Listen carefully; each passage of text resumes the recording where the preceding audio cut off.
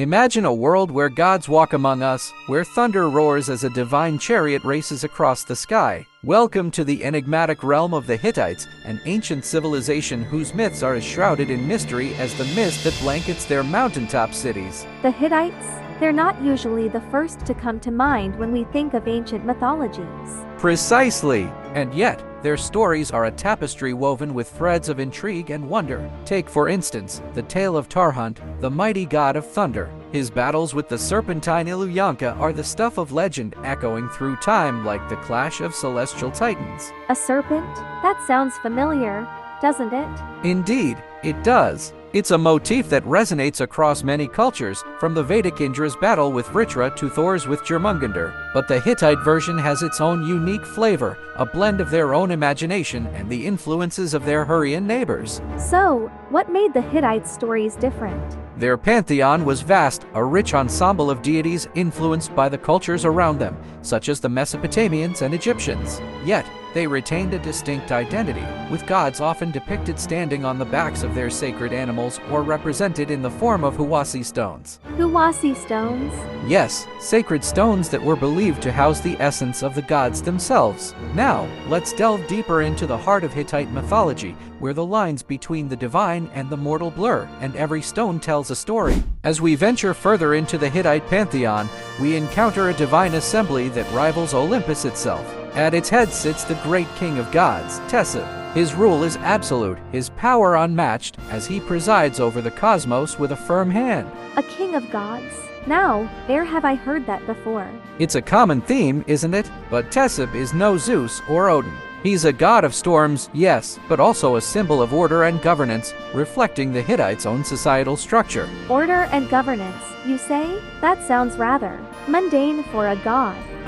But that's where the Hittites surprise us. Their gods were not distant deities. They were intimately involved in the day-to-day affairs of their people. Tesub, for instance, was thought to grant kingship, and his favor was essential for a ruler's legitimacy. So, he was a bit like a divine endorsement for the throne? Exactly. And speaking of thrones, let's talk about the sacred city of Hattusa, the Hittites' capital. It was more than just a city. It was a bridge between heaven and earth, where the king performed rituals to ensure the gods' blessings on his people. Rituals? What kind of rituals are we talking about? The kind that could involve anything from simple offerings to elaborate ceremonies with music, feasting, and even reenactments of myths. The Hittites believed that these rituals maintained the balance of the universe. That's quite a responsibility. Indeed, it was. But let's not forget the other gods and goddesses, each with their own domain and stories. Like Hebet, Tesub's consort, goddess of the sun and queen of the heavens, whose radiance lit up the Hittite world. A sun goddess? Now that's a ray of light in this divine drama. Well put. Now, shall we turn the page to the next chapter, where we uncover the tales of heroes and monsters that roamed the Hittite lands? Now, let's delve into the thrilling escapades of Hittite heroes and the formidable monsters they faced. These tales are not just stories. They are the echoes of a civilization's heartbeat, the dreams of its people given form. I'm all ears for heroics and mythical beasts. In the rugged landscapes of Anatolia, our heroes were often kings themselves, embarking on quests that were as much about statecraft as they were about bravery. Take Hattusili, a king who claimed to have slain a dragon. A dragon-slaying king? Now that's a power move. Indeed, it was a statement of strength. But these dragons weren't the fire-breathing creatures of medieval lore. They were symbolic of chaos and disorder, enemies of the cosmic order that the Hittites held dear. So, slaying a dragon was about more than just heroism.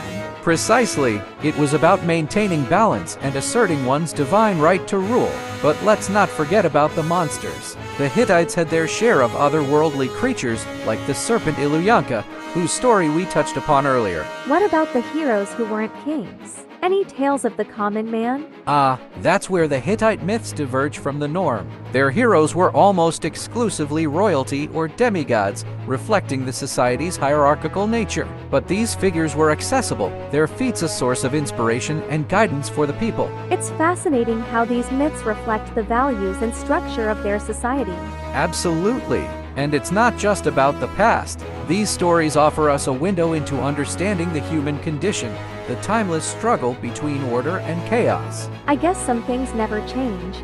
Do they? Some things are as eternal as the myths themselves. Now, are you ready to explore the sacred rituals and festivals that brought these myths to life for the Hittites? The Hittites didn't just tell their myths. They lived them through sacred rituals and festivals that were the heartbeat of their society. These events were more than mere celebrations. They were a way to commune with the divine, to ensure prosperity and protection for the kingdom. It's like they were bringing their gods to life. Exactly. One of the most significant ceremonies was the Puruli festival, dedicated to the god of thunder, Tarhunt. It was a time of renewal, where the king acted as both priest and participant, reenacting the defeat of Illuyanka, symbolizing the triumph of order over chaos. That's quite theatrical. Did the people play a role in these festivals?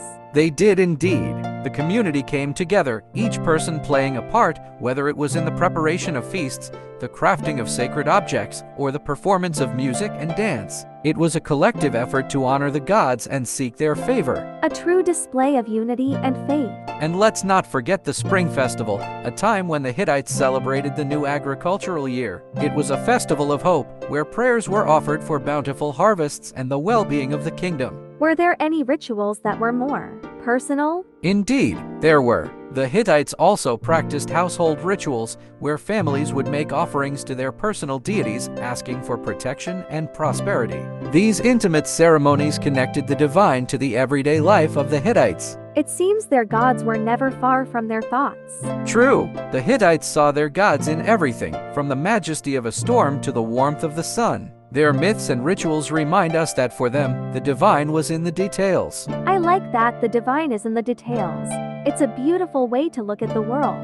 It is, and as we close this chapter, we're reminded that the Hittites' reverence for their gods shaped not just their myths, but their very lives. As dusk falls on the Hittite Empire, we find ourselves reflecting on the legacy of a civilization that once stood as a colossus in the ancient world. Their twilight was not just an end, but a transformation that would ripple through history. It's always a bit sad to think about the end of an empire. True, but it's also a testament to their strength that we're still talking about them today. The fall of the Hittites was gradual, a combination of internal strife and external pressures. Yet, even as their cities crumbled, their influence endured. How so? Their legal system, for one, was incredibly advanced. It influenced neighboring cultures and laid the groundwork for future legal codes. And their language, once thought lost, has given us invaluable insights into the Indo-European linguistic heritage. So, their words live on. Indeed, they do. And let's not forget their myths and gods, which were assimilated into the pantheons of subsequent civilizations. The echoes of their deities can be heard in the mythologies of the Greeks and Romans. It's like they achieved immortality through their culture. Precisely. The Hittites may have faded into the annals of history, but their stories, their laws, and their gods have transcended time. They remind us that all empires may fall, but ideas are eternal. That's a beautiful thought. The idea that what we create can outlast us.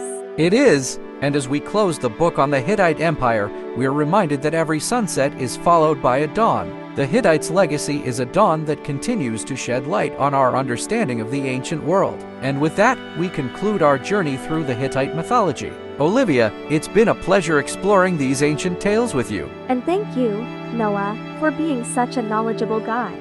I'm sure our audience has been as captivated as I have.